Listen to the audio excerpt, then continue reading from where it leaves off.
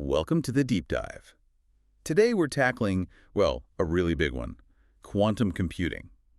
It's a technology that promises to pretty much revolutionize chemistry, security, computing itself. It really does. And you hear so much jargon, right? People see these giant refrigerators, the complex machines, and maybe miss the point that this isn't just about speed. It's a whole new physics.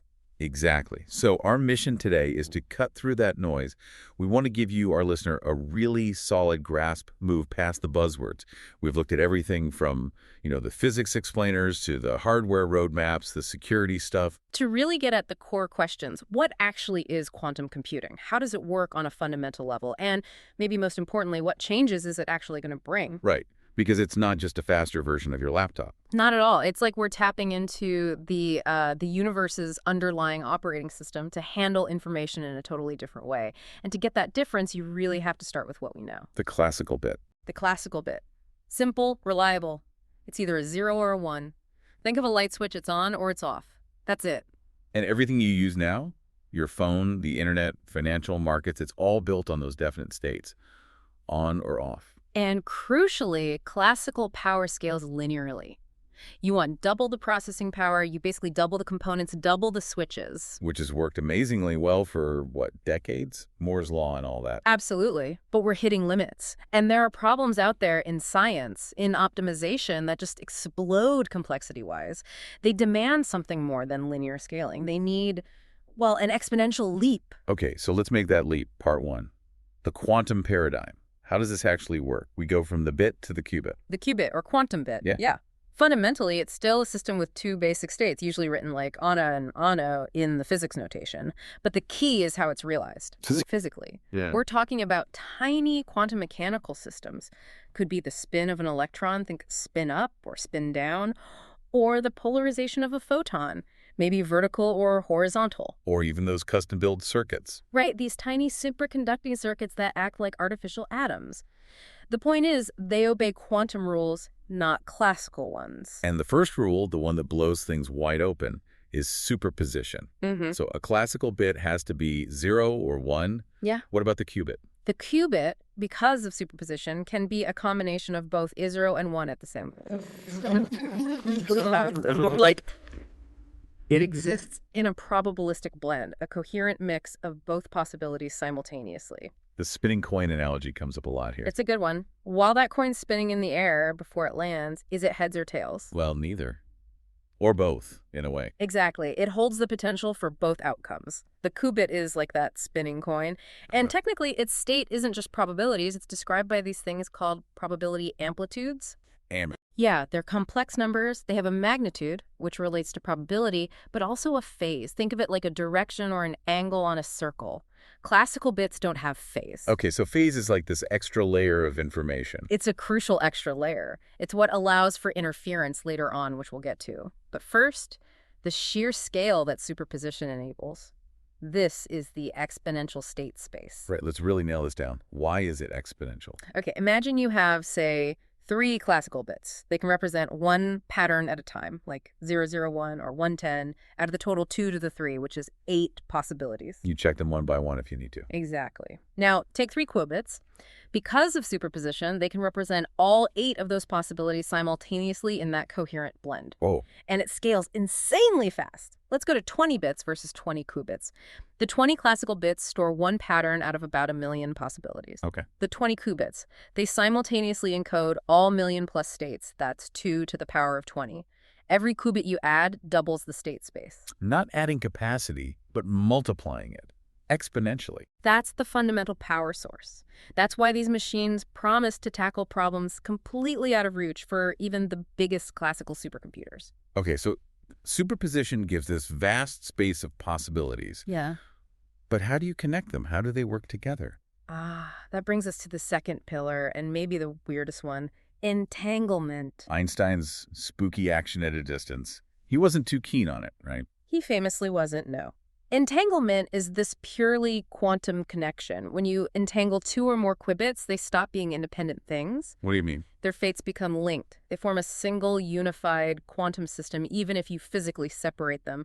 miles apart, potentially. So measuring one instantly affects the other, no matter the distance. Instantly. You have a pair of entangled qubits, maybe in what's called a Bell state, and you measure the first one and find it's in the Aponon state. Yeah. Absolutely guaranteed that the other one, wherever it is also in the Aponon state at that exact same moment. Wait a second. Instantly sounds faster than light. Does this break physics? I remember reading debates about this. That's such a common question and a really important clarification. No, entanglement doesn't let you send messages faster than light. Okay, why not? The effect is instant. The correlation is instant, yes, but you can't control the outcome of your measurement. You might measure a 0 or you might measure a 1. It's probabilistic based on the superposition. You only find out after you measure. And for your friend miles away with the other qubit to know what you measured and therefore what state their qubit must be in, you still have to tell them classically. Phone call, email, laser pulse. Which travels at or below the speed of light. Exactly. So no faster than light communication. But what entanglement does give you is this incredibly powerful structured correlation within the quantum state. It lets the qubits represent complex relationships, which is essential for running useful algorithms. Got it. So not FTL messaging, but essential for computation. Absolutely crucial. Without entanglement, a quantum computer wouldn't be much better than just a classical computer using random numbers. Okay, so we have this huge space of possibilities from superposition, and we have these deep connections from entanglement. How do we actually get an answer out of all that? That's the third pillar, interference. This is the engine of the computation. People sometimes say quantum computers try all answers at once, but it's a bit too simple. Right, it feels like something's missing in that explanation. What's missing is interference. Remember those probability amplitudes having phase like waves? A quantum algorithm is basically a carefully choreographed sequence of operations, quantum gates, that manipulate these waves. The goal isn't just to explore possibilities, it's to engineer how they interact. Interact how? Like waves on a pond. Exactly like that. You want two things to happen. First, you want constructive interference for the correct answer. Imagine two wave peaks meeting, they add up, become much bigger. So the probability of the right answer gets amplified. Dramatically amplified.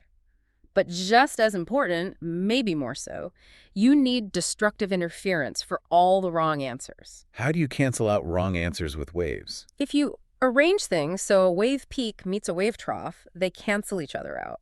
The algorithm is designed to make the probability amplitudes of all the incorrect solutions effectively sum to 0. Wow. So it's less like checking every box and more like shining a light through a complex lens system that focuses all the light onto the one right spot. That's a fantastic analogy. You're manipulating the entire probability landscape, making the correct answer stand out incredibly strongly while washing out everything else. It's a fundamentally different way to compute. But this whole process relies on the quantum state staying fragile, right, coherent. Absolutely. The whole computation has to happen while the qubits are perfectly isolated and maintaining that superposition and entanglement. That's called staying coherent. But to get the answer out, you have to look. You have to measure it, and that's the final step. Measurement and collapse. The moment you measure a qubit system. Oh, pretty much. The act of measurement forces that rich, complex superposition, the spinning coin, the waves, everything, to collapse into a single, definite classical outcome. A string of zeros and ones that you can actually read. And because it's probabilistic, even after interference, the right answer is just the most likely one, not guaranteed. Exactly right. So you can't just run the algorithm once. You have to run it many times. Hundreds, thousands of times usually. You collect the results, and the classical string of zeros and ones that comes up most often, the one whose probability was massively amplified by constructive interference. That's your answer. Okay, that paints a much clearer picture of the how. Superposition for the space, entanglement for connections, interference to find the answer, and measurement to read it. That's the core logic. But building machines that can actually do this reliably, that's where the massive engineering challenge comes in. Right. Part 2, the ecosystem, the engineering race. Because the sources make it clear, there isn't just one way to build a qubit. It's like everyone's trying different things. Totally. It's a period of intense competitive exploration. There's no single best technology yet. Different approaches, different modalities have their own strengths and, crucially, weaknesses. And we evaluate them based on a few key things. Yeah, the main metrics are qubit, just how many you have. Fidelity, which means how accurately can you perform operations, like flipping a qubit or entangling two. Coherence time, how long can the quantum state survive before noise messes it up?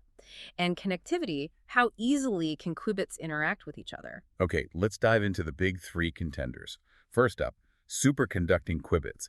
This is what companies like IBM and Google are heavily invested in. Right. These are often called artificial atoms. They're basically tiny electrical circuits made from superconducting materials like niobium. They use a special component called a Josephson junction, which gives them their quantum properties. And their big advantages. Speed.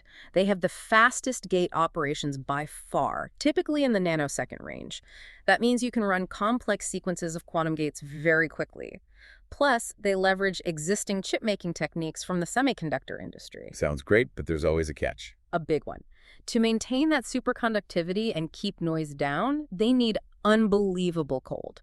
We're talking around 15 millikelvin. Which is? Way, way colder than deep space, like hundreds of thousands of times colder. You need these massive, complex refrigerators. Okay, that's a serious engineering hurdle. It is. And even with that cooling, they're incredibly sensitive to any tiny bit of noise, electrical field, magnetic fields, vibrations.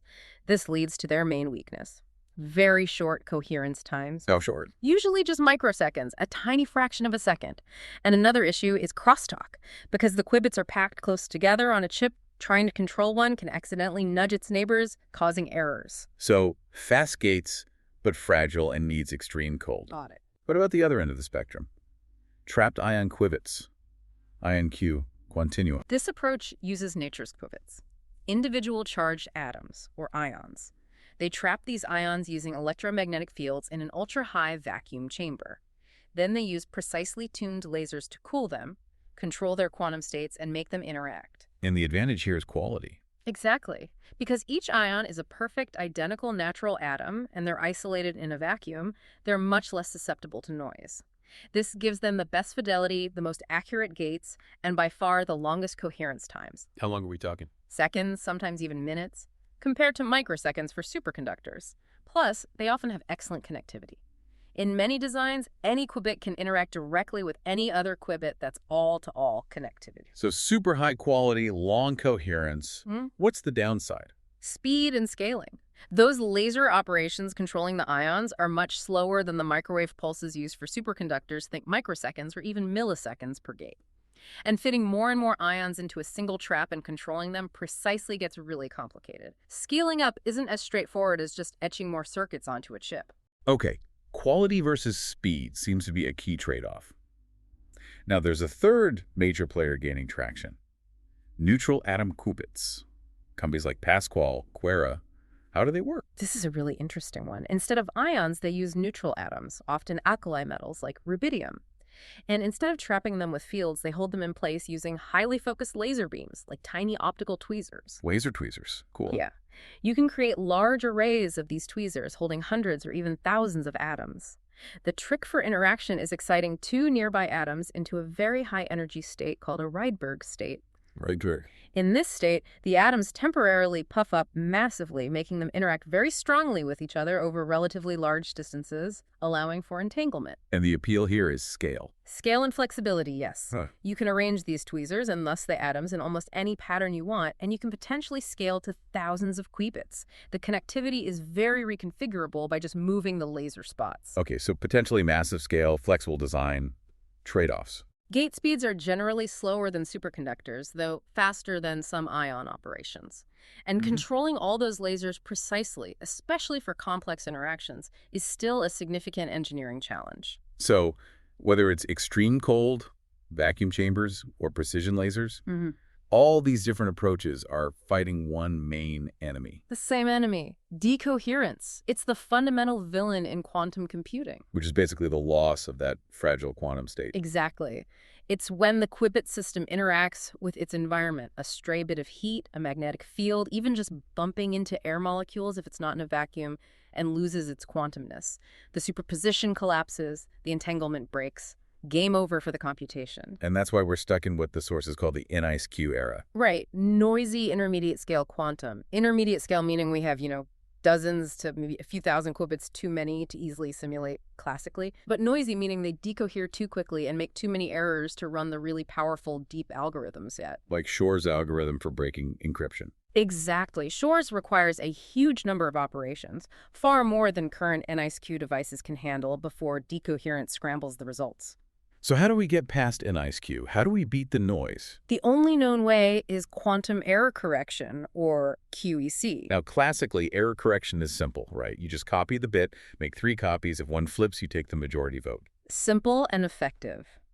But quantum mechanics throws a wrench in the works with the no-cloning theorem. Ah, right. You can't make a perfect copy of an unknown quantum state. You cannot. So that simple copying trick is out.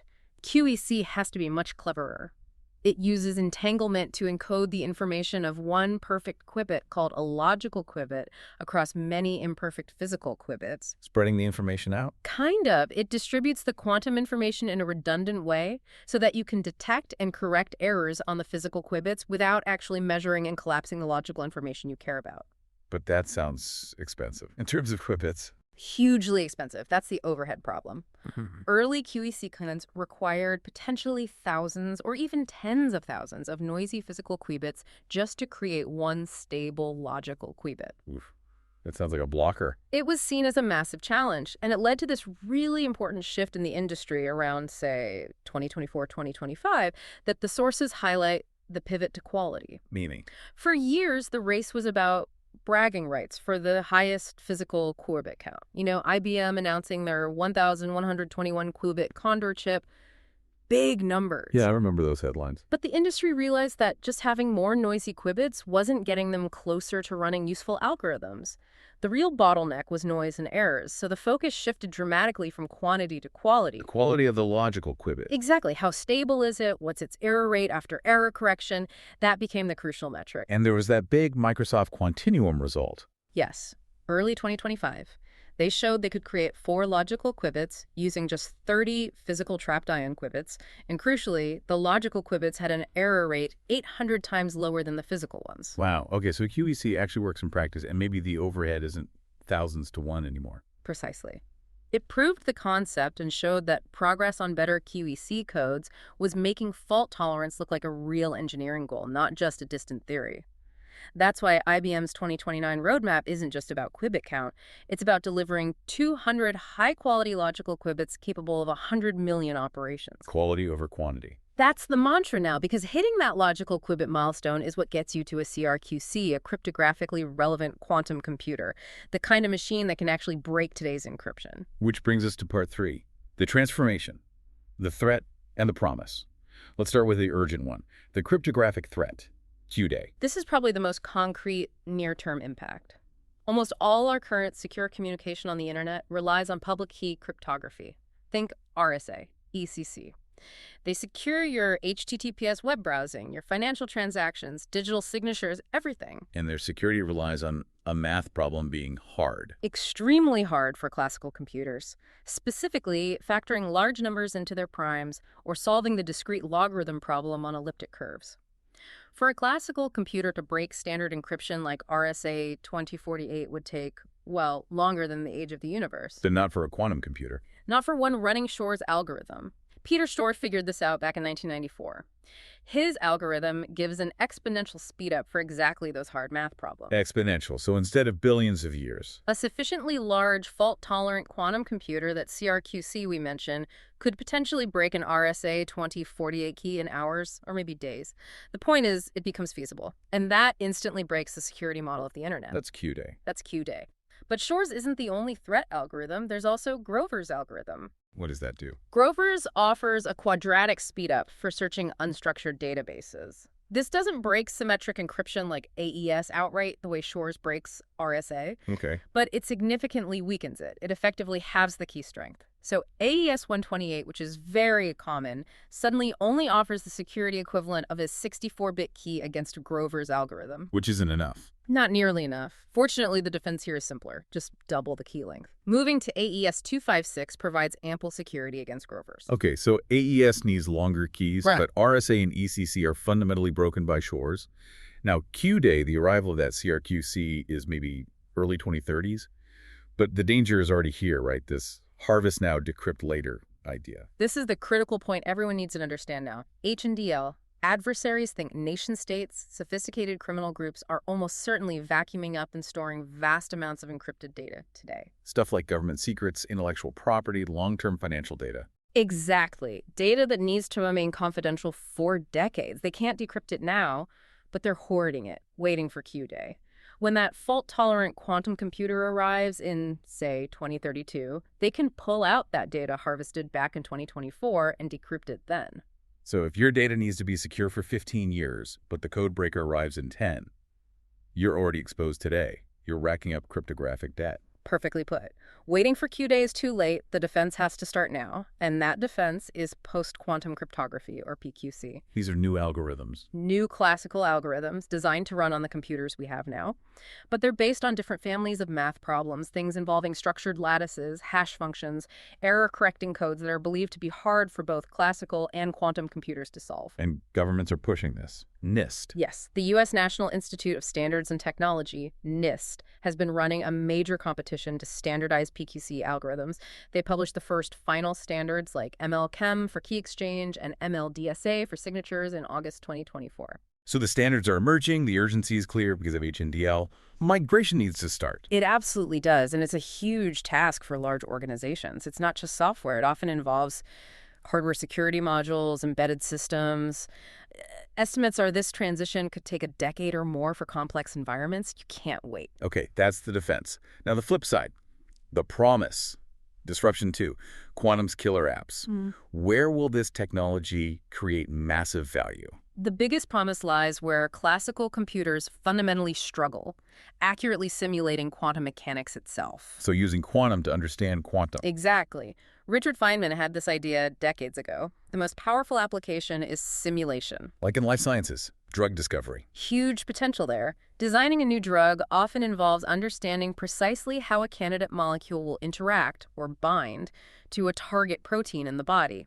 Classical computers can only approximate this. The quantum interactions are too complex. But a quantum computer could simulate it accurately. With high fidelity, yes. Potentially allowing researchers to screen millions of virtual molecules and predict their effectiveness far faster and cheaper than physical lab experiments. Think about understanding protein folding, too, how proteins get their complex shapes, which is critical for function and implicated in diseases like Alzheimer's. That's an incredibly hard simulation problem, classically. And beyond medicine, material science, energy. Absolutely. Imagine designing brand new materials in silico on the computer with specific desired properties. Maybe a better catalyst for making fertilizer with less energy. Which is a massive industrial process. Huge energy consumer. Or designing materials for better batteries, higher energy density, lighter weight, or materials that can efficiently capture carbon dioxide from the atmosphere. A quantum computer could be the key design tool for a lot of green technologies. So simulation is huge. What else? The other major area is large-scale optimization. These are problems where you have a mind-boggling number of possible solutions and you need to find the best one. Like finding the best investment portfolio. That's a classic example in finance. Balancing risk, return, diversification, constraints. The possibility space gets enormous. Yeah. Quantum algorithms might find optimal solutions where classical methods get stuck in approximations. Fraud detection is another potential area. Or logistics, that traveling salesman problem everyone talks about. Right. Finding the most efficient route connecting many cities. Scale that up to global shipping lanes, complex supply chains, airline scheduling. The number of options becomes astronomical. Quantum optimization could potentially save billions in fuel, time, and improve resilience. Okay, so simulation and optimization are the big targets. What about the relationship between quantum and AI? Are they competitors, collaborators? Definitely collaborators. The sources are very clear. These are complementary technologies that will likely create a powerful feedback loop. How does QC help AI? Two main ways. One is the idea of quantum machine learning, QML. Using quantum phenomena directly for faster or better pattern recognition on certain types of data, that's still quite exploratory. But maybe the more immediate impact is QC providing better training data for classical AI. Oh. Remember the simulation power. If a quantum computer can simulate, say, a chemical reaction with perfect accuracy, that simulation produces incredibly high-quality ground truth data. You can then feed that perfect data into a classical AI model. Which learns the underlying physics much better than if it trained on noisy experimental data or classical approximations. Exactly. The AI gets exponentially better because its training data is quantum perfect. And then the loop closes. AI helps QC. Oh. Building and running these quantum computers is incredibly complex, dealing with noise, decoherence, calibrating thousands of components. AI and machine learning are proving essential for things like real-time error detection, optimizing control pulses, characterizing noise sources, automatically tuning the system. AI makes the quantum hardware actually work better. So it's a hybrid future. You won't run everything on a quantum chip. No way. You'll likely see classical systems, maybe with AI acceleration, doing the bulk of the work, and then offloading only the really hard, intractable bits, the quantum simulation core, the massive optimization problem to a specialized quantum processing unit, QPU, acting as an accelerator. They work together. Okay, part 4. Roadmaps and what we need to do. Let's talk timelines. Is this happening next year or decades from now? The million-dollar or maybe billion-dollar question. We really track 2 milestones. First is quantum advantage, when a quantum computer demonstrably solves a useful problem faster or better than any classical computer could, regardless of noise. We might be seeing early examples of this in specific scientific niches already. But the big one is fault-tolerant quantum computing, FTQC. That's the ultimate goal, the fully error-corrected machine capable of running deep algorithms like Shor's reliably. And the roadmaps from the big players, Yeah. IBM, Google. They're converging on the late 2020s, specifically around 2029, for demonstrating initial fault-tolerant systems or major error correction milestones. IBM talks about their Starling system with 200 logical qubits by then. Google has similar goals.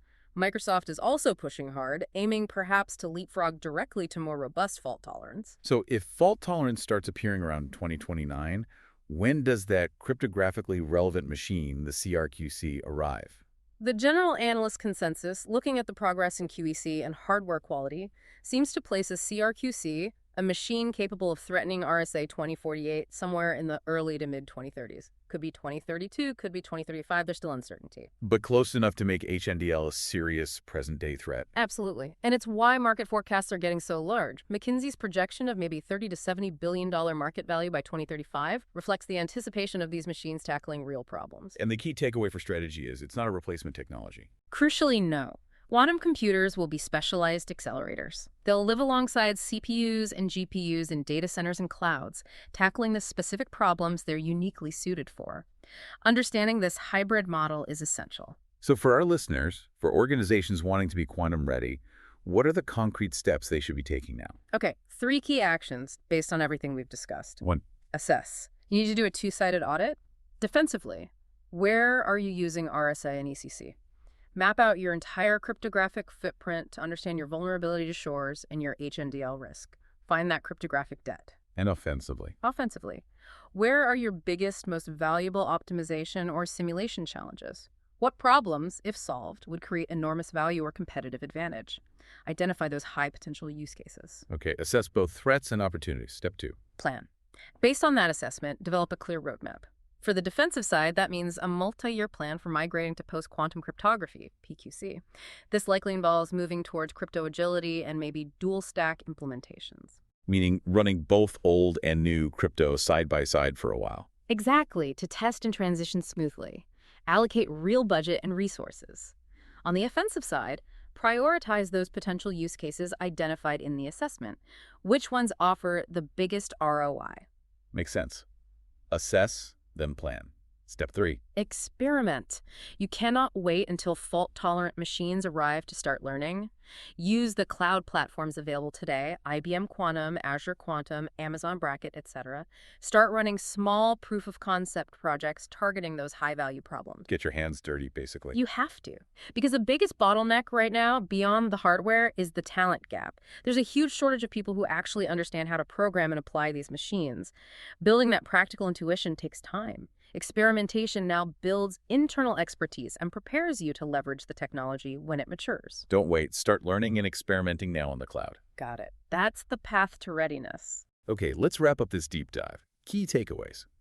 Quantum power comes from superposition, giving that huge computational space, and entanglement, creating crucial correlations. Interference is the engine that actually finds the answer by amplifying the right probabilities and canceling the wrong ones. The whole industry has pivoted from just counting noisy physical qubits to focusing on the quality and error correction of logical qubits. That's the real race now towards fault tolerance. The immediate threat is real. Harvest now, decrypt later means PQC migration needs to start urgently to protect long-term data. But the long-term promise is immense, especially in simulating molecules and materials for breakthroughs in medicine, energy, and sustainability, and also in solving massive optimization problems across industries. And maybe the final thought to leave you with, building on that quantum AI link, think about compound acceleration. Meaning? The progress isn't linear or independent. Better AI helps us build fault-tolerant quantum computers, faster managing the noise, optimizing controls. And those better quantum computers will then generate perfect simulation data, which will train classical AI models to become vastly more powerful, especially in science. It's a feedback loop where each technology accelerates the other. So the ultimate disruption might not be just quantum or just AI, but the combined accelerating power of both working together, something definitely worth thinking out in your field. A powerful dynamic indeed. Thanks for exploring this with us. Until next time on The Deep Dive.